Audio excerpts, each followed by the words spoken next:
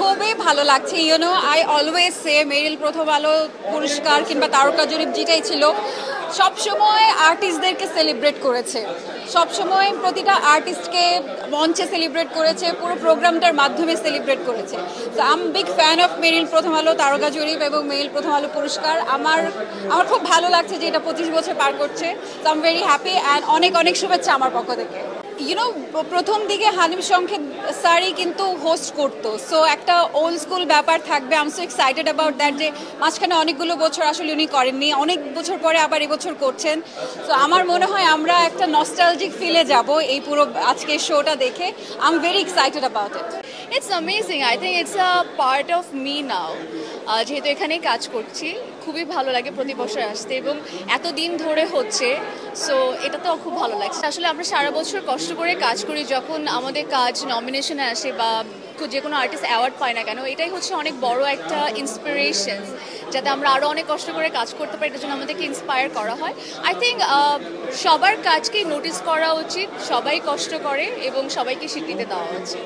প্রথম আলোর সঙ্গে সংশ্লিষ্টতা অনেক আগে থেকেই, এবং মেরিল যখন প্রথম ভোরের কাগজের সঙ্গে শুরু করেন তখন থেকেই আমি এই অ্যাওয়ার্ড প্রোগ্রাম থেকে শুরু করে অনেক কিছুর সঙ্গে জড়িত। এবং আমি প্রথম দিকে আমি প্রথম বছর অথবা সময় আমার মনে হয় আমি অ্যাওয়ার্ড পেয়েছিলাম একটা নয় দুটো। তো এটা একটা বড় স্মৃতি হয়ে রয়েছে আমার কাছে। সো এটা মনে হয় আপন পরিবারের লোকজন, আমার কাছে মনে হয় এতে অনেকের সঙ্গেই সে অনেক আগে থেকে ওঠা বসা। মতি ভাই থেকে শুরু করে আমাদের এদিকে অঞ্জনদা, বহুভাবেই আমরা ইন্টারাক্ট করেছি, কথা বলেছি, সেইভাবেই আমরা এগিয়েছি। তো এই এগোনোটা অনেকটা মনে হয় যেন আমি নিজে ওদের সাথে এগিয়ে গেছি।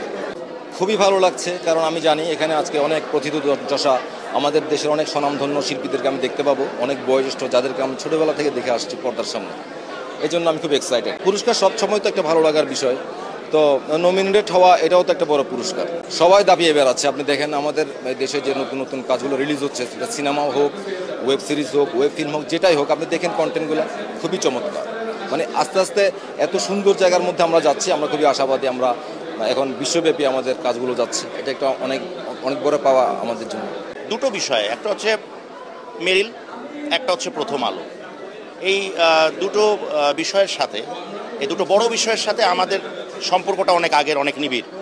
তো সেই জায়গার থেকে এই দুটি প্রোডাক্ট বা দুটি বড় বড় সংস্থা, সংগঠন একসাথে হাঁটি পা করে আজকে এতগুলো পথ অতিক্রম করে এই পর্যায়ে চলে এসছে। তো এটা আসলে খুবই আনন্দের বিষয়।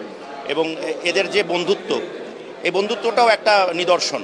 এরকম বন্ধুত্ব আজকাল পাওয়াই যায় না, যে দুজনই একে অপরের সম্পূরক হয়ে আজকে এত বছর ধরে এসেছে, এই পর্যায়ে এসেছে।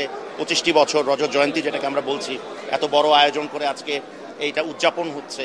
আমরাও এই উদযাপনের পার্ট হতে পেরেছি, আমরা যার পর নাই আনন্দিত। অনেক বছর পর আসলাম, সেই একই আয়োজন, সেই একই মুখগুলো, অনেক ভালো লাগছে।